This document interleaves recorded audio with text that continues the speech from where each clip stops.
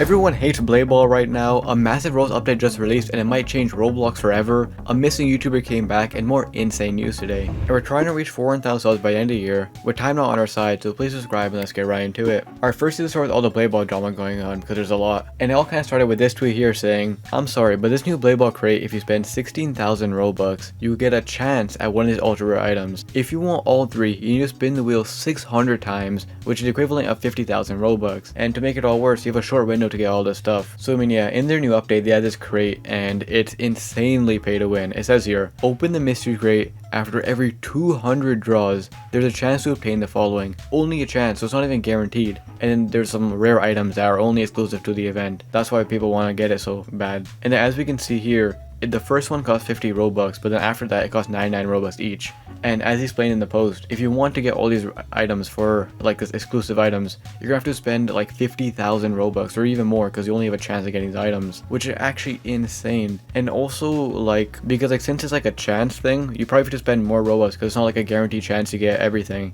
Most of the time you're probably gonna get a lower chance. So everyone's saying this is just completely awful. And overall, if you don't understand like what this is or what Blade Ball is, Jackery's followed up in a tweet kind of explaining what's going on, and some other drama as well, saying they're just skins, but they also have a new winter update, which is essentially a copy and paste of the Halloween event, where abilities are locked behind a 3% chance crate and then a 5% chance to get said ability. So yeah, overall with this update and just in general with Blade Ball recently, they've been adding so much insane pay to win stuff, and everyone's getting really mad at them because like when Blade Ball started, there wasn't much pay to win stuff in the game. And then I remember right when they added like their first pay to win update, people got angry because they didn't expect it from Blade Ball. But when they added their first pay to win stuff, everyone was kind of still on their side, because they're saying like, yes, it's bad to have pay to win stuff in the game, but it's only like a small thing. And also a lot of people are arguing that the developers need to make money, obviously. So at that time it wasn't bad, but ever since then, every single update has just been insane pay to win. And I feel like at this point you can't even defend Blade Ball, because this is actually insane, and I feel like they're scamming the users in a sense. Obviously it's not a scam, but it's just insane like how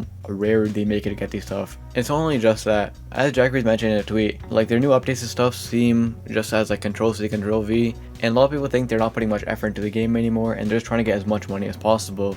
And it's not only this update, for like the past few updates now, they've been doing stuff like this which just try to make more pay to win, try to get more money. If I remember correctly, there's a whole thing about the VIP where they changed the VIP to something where you like pay actual real money for using the new subscription feature, and the old VIP just kind of was useless. And there's been so much more pay to win stuff that they keep adding. And I mean, based on the direction they're going, I wouldn't be surprised in the future if we see more horrible stuff like this. And overall, a lot of people are saying that this kind of new way that they're doing, or this new like pathway they're taking, is kind of the downfall of the game. Obviously the game is not going to lose players or anything, like it's obviously going to do like good for a long time now, but a lot of like the true fans and people who actually supported and love the game are kind of falling out of love with the game and losing respect for the team, because you know, adding some pay to win stuff or accessories is fine, but when you do it to this extent where it's just insane and you're kind of forcing people to spend so much Robux, it's just a bit wild. And I think they're taking it a bit too far now. Like originally when the Blade Ball drama happened, like the first one where they added a pay to win update, I was still on Blade Ball's side because I kind of agreed with what everyone was saying. Like adding pay to win stuff is bad, but the developers do need to make money, and it makes sense for them to try and make money because, you know, the game's massive. But at this point, every single thing they've been doing is making the game more pay to win, and they're just trying to extract as much money out of the game, it seems like. And they're kind of going down like the Pet Simulator X route, or some people are saying even worse, where they're adding obscure stuff that are locked behind stupid prices and stuff. So I mean, yeah, right now everyone's pretty angry at Blade Ball and everyone hates Blade Ball just because with every single update they've been adding some sort of insane pay to win stuff, and it seemed to be the breaking point right here where they added this insane crate. But anyways, with that being said, let's move to a huge update that just got released that could change Roblox forever. The Roblox Assistant is now officially available in Studio, and if you don't know what that is, it's like an AI kind of like ChatGPT but for Roblox Studio. And how it works is that it just helps you develop games. So you can ask it anything and it can give you advice on how to do it. It's actually pretty insane like how it works. In the example, the person literally just asked, how do I make this game?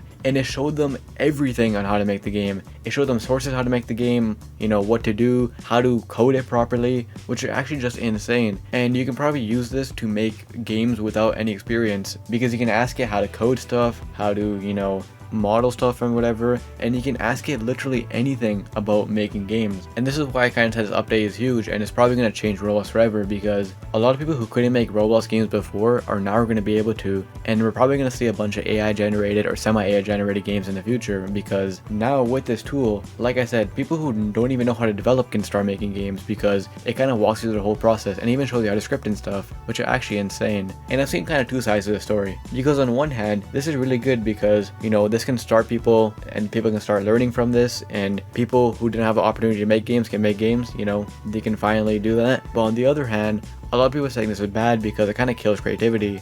And now people think that there's going to be a lot of AI games and games that take no effort being uploaded to Roblox, and it's going to kind of kill all the creativity on the platform. And already there's a big creativity problem on the platform. A lot of people have been making videos recently saying that Roblox is getting boring because everyone just copies each other, and now I guess that's going to get worse, some people are saying, because if you want to make a Blade Ball type game, you can just ask this AI, how do I make a game just like Blade Ball? That prompt won't work, but you get what I'm saying. You can probably just keep asking questions over and over again and develop a game. And overall, I guess we kind of have to wait and see, because it seems really powerful right now, but maybe it is limited and people might not be able to get as far as you might think.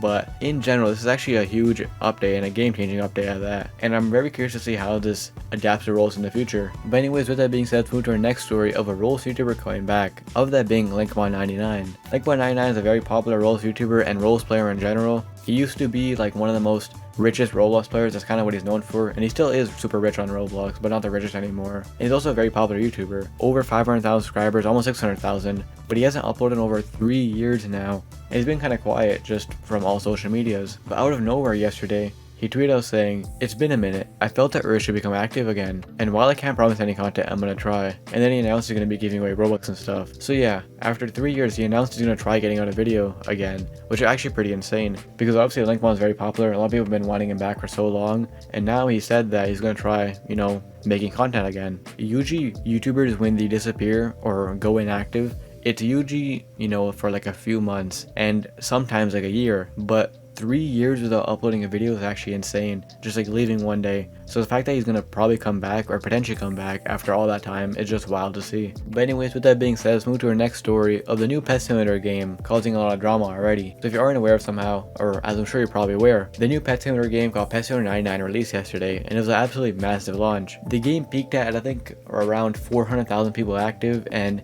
it was just a big launch, and still the game's holding up like hundreds of thousands of players. You know, it's a very hype thing, because obviously Pet Simulator X is just a massive game. So when they launch their new game, everyone's gonna switch to that, and it's just gonna be massive. And overall, like the majority of things I've seen seems to actually be pretty positive for once. From what I've seen, most people seem to think that the new game's not bad at all, and a lot of people think it's pretty decent. However, not everyone thinks that, and there's been some glitches and stuff. Firstly, a lot of people who, like, when they went to spend Robux and stuff on like eggs and whatever in the game, just didn't get it straight up. So people would spend a bunch of money and Robux and they just wouldn't get the items in return. And obviously this is a huge problem because people are spending a bunch of money, and Pet Simulator X is kind of, or Pet Simulator in general, is notorious for people spending a bunch of money. But now people are spending money and not even getting the items. Preston did respond to one of these tweets saying like try rejoining and stuff, and then something even weirder happened, because the person rejoined, bought more eggs, and they got the eggs, but it automatically just hatched right away. And if you aren't aware, in Pet Simulator,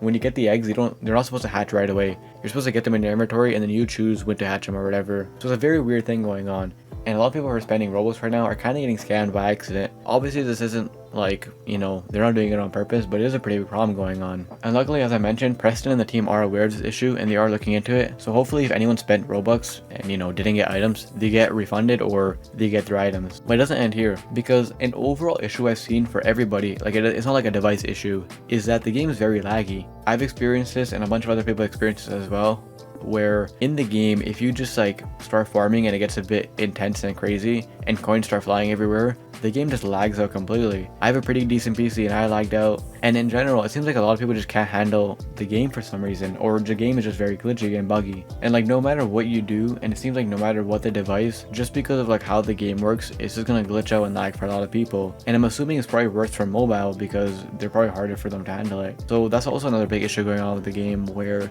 it's very laggy and glitchy for a lot of people. And now speaking of Pet Simulator, something actually pretty interesting happened recently. So recently recently, popular YouTuber Schlep made this video kind of covering the downfall of Pet Simulator, and it was a pretty like insane video. He was just covering like all the controversy and stuff they've been involved in, and the video did very well. It kind of blew up. And while with this video, the Pet Simulator team was not happy about this, and they actually went out of their way to ban him from the game, even though he never played it or like ever played it in a video or anything. All he did was talk bad about it. I don't know how like the screenshot got leaked or whatever, but in the leaks, they were trying to find history of his account playing the game for the new game before it was even out. So they were like, they don't want him to play the new game at all. And then from that, Schlep followed up with a post saying that he was banned from the game. If he tries joining, it says you're kicked from the experience, please rejoin, and he's not allowed to join Pet Simulator at all, which are actually pretty insane. Because we've seen, you know, people be banned from Pet Simulator before, but it's crazy that they went out of their way to find his account and then run scripts to ban him from the game before Pet Simulator 99 was even out, just because he made a video criticizing the game. And it's actually pretty crazy to see in general, because a lot of people and a lot of popular creators always criticize the game and they never get banned. So it's kind of crazy how he got banned for just talking about the game and the controversies. And in general, it seems like Pet Simulator is going to be banning people in the new game if they talk bad about it, which is actually pretty insane. And anyways, if you enjoyed, speaking of Pet Simulator actually, check out this video to find out why Pet Simulator broke Roblox on the first day, and I'll see you in the next one.